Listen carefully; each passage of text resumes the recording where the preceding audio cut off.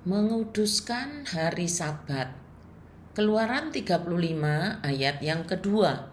6 hari lamanya boleh dilakukan pekerjaan, tetapi pada hari yang ketujuh haruslah ada perhentian kudus bagimu, yakni Sabat, hari perhentian penuh bagi Tuhan. Setiap orang yang melakukan pekerjaan pada hari itu haruslah dihukum mati. Saudara-saudara yang dikasihi oleh Tuhan, salam damai sejahtera bagi kita sekalian. Saat teduh kita hari ini dari Keluaran pasal 35 ayat pertama sampai ketiga. Perikop kita membicarakan mengenai sabat atau perhentian. Sebenarnya sabat itu bukan hanya untuk manusia, sebenarnya begitu. Tetapi memang pada perikop ini yang dibahas adalah sabat untuk manusia. Saudara-saudara, sebelum kita membahas secara lengkap, saya ingin menyampaikan kisah. Seumpama saudara punya tanah hektaran luasnya.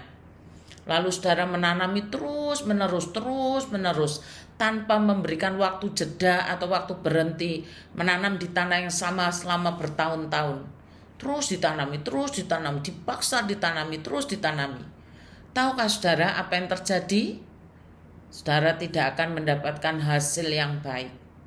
Memang bisa panen, tapi panenannya kurang berkualitas. Atau bisa saja tanah saudara akan rusak karena tidak ada nutrisi sama sekali. Apakah contoh ini menolong saudara memahami tentang sabat atau perhentian? Padahal ini tanah loh saudara.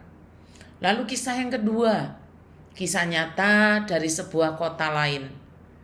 Ketika saya menceritakan ini, seorang bapak yang saya ceritakan telah berusia 55 tahun.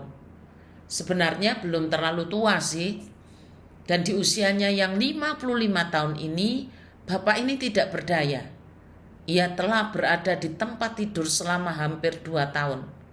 Saya mengernyitkan dahi lalu bertanya kepada bapak itu, mengapa di usia yang masih 55 tahun sudah sakit separah ini? Lalu dia cerita begini saudara. Bapak ini seorang yang giat bekerja, sangat giat sejak masa mudanya. Saking giatnya hampir tidak pernah libur atau berhenti bekerja. Ia bekerja 7 hari seminggu dan setiap hari bekerja 15 jam. Dia habiskan semua untuk bekerja. Bahkan hari Minggu pun dia tidak berhenti bekerja. Intinya, saking giatnya bekerja, bapak ini tidak ada sabat, tidak pernah berhenti bekerja. Memang dulunya tidak terasa, tapi tubuh itu ada batas kekuatannya, sehingga di usianya belum terlalu tua, ia membayar harganya dengan harus istirahat total di tempat tidur. Apa artinya sabat? Apa artinya harus ada perhentian?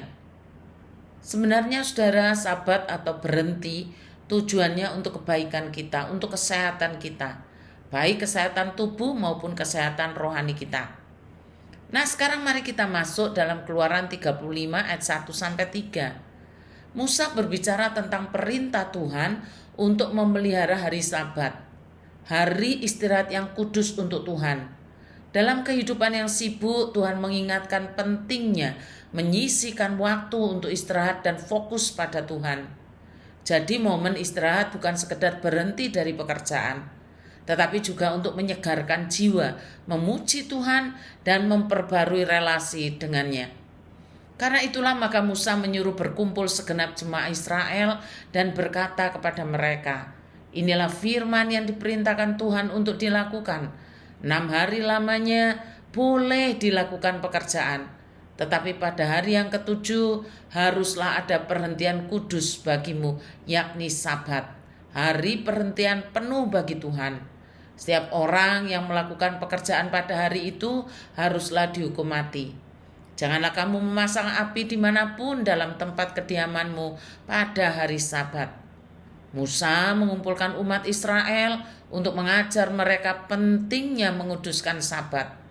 Sabat adalah tanda perjanjian antara Tuhan dengan umatnya dan menjadi pengingat bahwa mereka bukan lagi budak yang ditawan di tanah Mesir.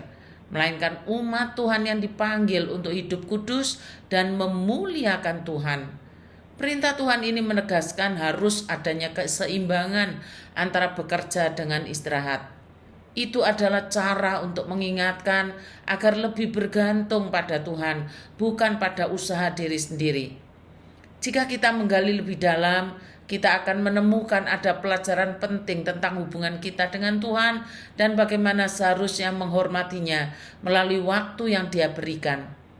Jujur, kita sering disibukkan oleh banyaknya rutinitas setiap hari, baik itu pendidikan, pekerjaan keluarga, teknologi, dan berbagai tanggung jawab lain. Ini kerap membuat kita melupakan waktu khusus untuk Tuhan. Sabat mengingatkan kita untuk berhenti sejenak, merenung, dan memulihkan relasi kita dengan Tuhan. Kita harus ingat bahwa kita adalah manusia terbatas. Tanpa Tuhan kita tidak bisa berbuat apa-apa, semuanya akan menjadi sia-sia. Mari ingat bahwa tujuan utama hidup kita adalah memuliakan Tuhan dan menikmatinya selamanya. Tuhan mau kita berhenti dari aktivitas yang membuat kita terlalu bergantung pada diri sendiri. Kita harus hidup berserah pada Tuhan. Sesungguhnya Sabat adalah sebuah momentum untuk memperbarui iman dan kerohanian kita, memuliakan Tuhan dan menemukan ketenangan jiwa. Mari kita menjadikannya sebagai kebutuhan dan gaya hidup, menghormati Tuhan dengan waktu yang benar-benar kita mau sisihkan untuk Tuhan. Pikirkanlah dan lakukanlah untuk Sabat. Jangan sampai kita diperbudak oleh pekerjaan sehingga mengalami kelelahan tubuh dan jiwa. Tuhan mengasihi dan memberkati saudara-saudara sekalian. Mari kita sama-sama melaksanakan Sabat. Tuhan memberkati.